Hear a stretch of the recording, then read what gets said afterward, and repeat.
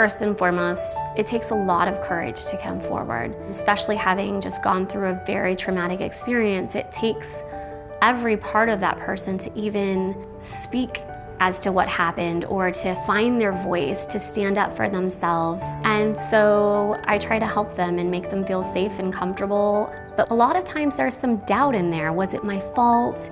Did I have too much to drink? Did I maybe send off the wrong message? Maybe I shouldn't have been there at that time. But what I always tell my victims, first and foremost, it's not your fault. It's not your fault.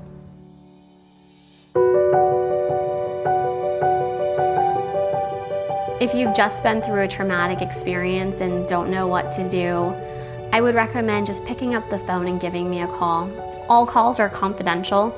If you just want to talk to me and talk about what happened and see what your options are, the conversation will stay between you and I, and then you can make the choice and decide where you want to go from here. I try to tell victims who are contemplating coming forward, they can talk to me about their fears and their thoughts and about what happened. And maybe at the end of the conversation, they'll decide to do something about it and try and find the courage within themselves to stand up for themselves, to have a voice and to say, this is not okay. This is not okay. I'm not standing for it, and I want justice.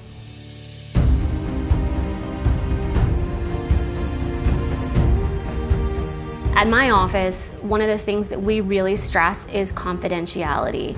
We understand that this is a very private thing, a very personal and traumatic event that a lot of times people don't want anyone to know about. And so we take the utmost precaution to make sure that victims' confidentiality is protected. Furthermore, we try to do pre-filing confidential negotiations, whether that's going to a mediation or just talking to the defendant or their lawyer. We try to resolve all cases in a confidential and quick fashion so that we can limit the trauma to the victim. So what I'm trying to do from a civil side is to get victims justice. I want to get victims money so that they can pay for counseling, they can get a new job, they can get money to help do something that makes them feel better and to put them in a better place. I know how this affected their lives, and I'm here to fight for them. 1 in 4 girls, by the time she completes college, will either have been the victim or the attempted victim of a sexual assault. That statistic is scary. I have a daughter, and so I'm really trying to make a difference in the civil arena and helping women and victims get justice. I also hope to deter and end sexual violence by holding perpetrators accountable. I know the ins and outs of the civil court system and how it works with respect to sexual assault victims. Secondly, I did a 60-hour sexual assault training at the Center for Community Solutions. I take unique care to make sure that their identities are protected.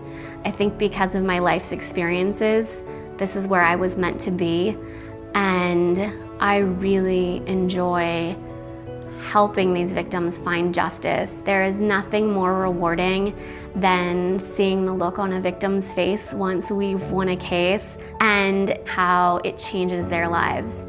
All of my clients actually get my cell phone number, and they call me any time of the day, any time of the night.